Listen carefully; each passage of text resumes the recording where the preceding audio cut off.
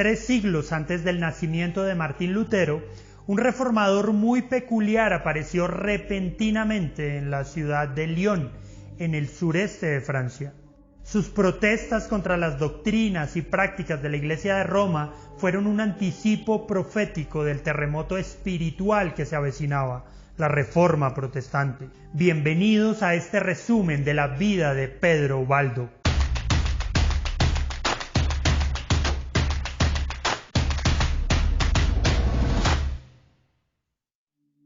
Se desconocen muchos detalles sobre Pedro Ubaldo, incluido su nombre.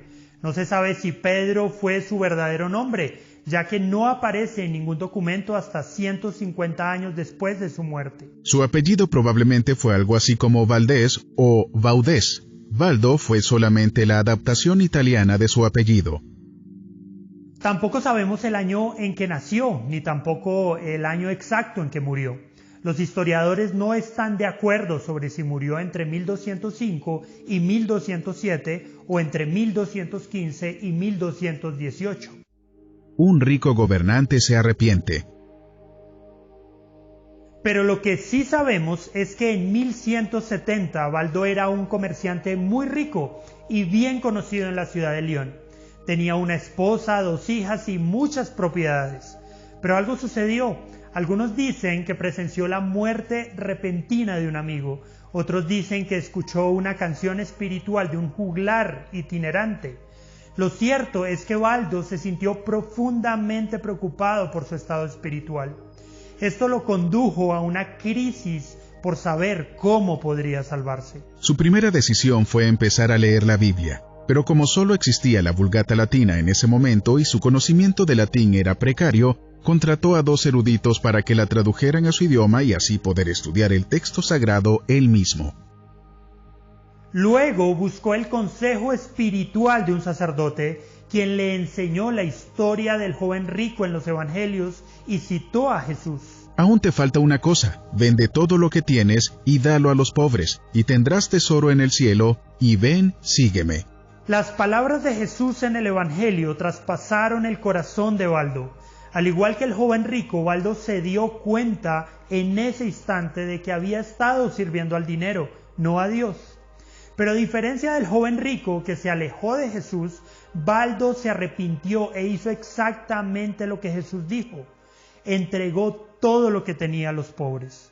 Después de hacer las provisiones adecuadas para su esposa e hijas, Baldo decidió vivir una vida alejada de las riquezas e invirtió todo su dinero en la labor evangelística, viviendo en completa dependencia de Dios. Nace un movimiento.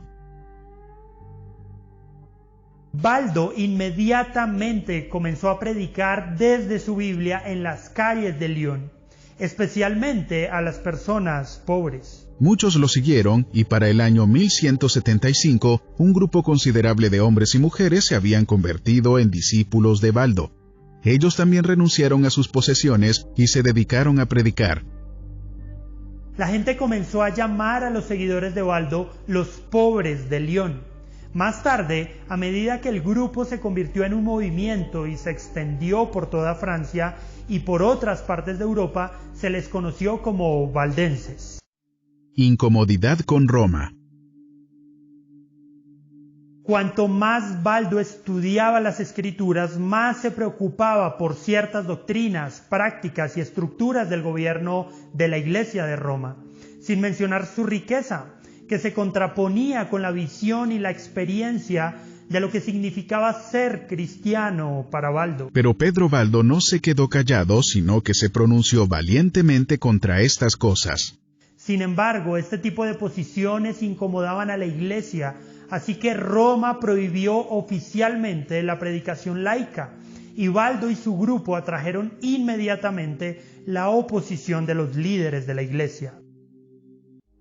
La expulsión de la Iglesia de Roma. El arzobispo de Lyon se sintió particularmente molesto por este movimiento de reforma autodidacta y sin educación, y movió sus influencias para neutralizarlo. Pero en el año 1179, Baldo apeló directamente al Papa Alejandro III y recibió su aprobación. el Papa le otorgó un voto de pobreza. Sin embargo, solo 5 años después, un nuevo Papa, Lucio III, se puso del lado del arzobispo. En 1183, Baldo y sus seguidores fueron excomulgados por violar la prohibición de la predicación y fueron expulsados de la ciudad. Fueron condenados formalmente en un consejo eclesiástico en el año 1184 junto con otros presuntos herejes, incluidos los cátaros, contra quien Baldo había predicado anteriormente. Si la Iglesia de Roma no hubiese expulsado a Baldo, tal vez el movimiento se hubiera convertido en una comunidad religiosa más de las decenas que existían ya dentro de la Iglesia. Realmente Baldo nunca tuvo la intención de separarse de Roma y mantuvo numerosas doctrinas católicas tradicionales. Pero después de la excomunión y continuando más allá de la muerte de Baldo, hacia el año 1205, las convicciones separatistas de los valdenses aumentaron y se solidificaron. Algunas doctrinas clave de los valdenses fueron: rechazaron todos los reclamos de autoridad, además de las Escrituras. Rechazaron a todos los mediadores entre Dios y el hombre, excepto a Cristo Jesús. Rechazaron la doctrina de que solo un sacerdote podía escuchar la confesión y argumentaron que todos los creyentes estaban calificados. Rechazaron el purgatorio y, por tanto, rechazaron las indulgencias y las oraciones por los muertos. Creían que los únicos sacramentos aprobados por las Escrituras eran el bautismo y la comunión. Desestimaron el énfasis de la Iglesia en el ayuno y los días de fiesta y las restricciones alimenticias. Repudiaron la veneración de reliquias, peregrinaciones y el uso del agua bendita. Rechazaron el reclamo del Papa a la autoridad sobre los gobernantes terrenales. Finalmente desaprobaron la sucesión apostólica del Papa. La prerreforma se une a la reforma. A pesar de la excomunión y la muerte de Baldo, el movimiento valdense siguió creciendo durante bastante tiempo. La severa persecución a los valdenses en el siglo XIII los obligó a desplazarse constantemente y a enseñar en secreto. Pero a pesar de la persecución, el movimiento se extendió al norte de Italia y a regiones de España, Austria, Alemania, Hungría y Polonia. Pero el hostigamiento de la Iglesia romana también continuó y creció en gravedad, hasta que en el siglo XV las filas valdenses se habían reducido a pequeñas y secretas comunidades en los valles alpinos de Francia e Italia. Pero cuando la Reforma protestante irrumpió en la escena del siglo XVI, la mayoría de los valdenses se convirtieron en protestantes.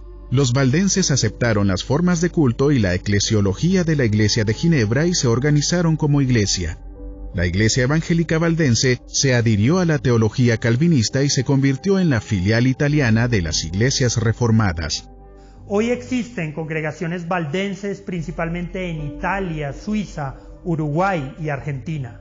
Pedro Baldo fue un protoprotestante, aunque nunca lo supo.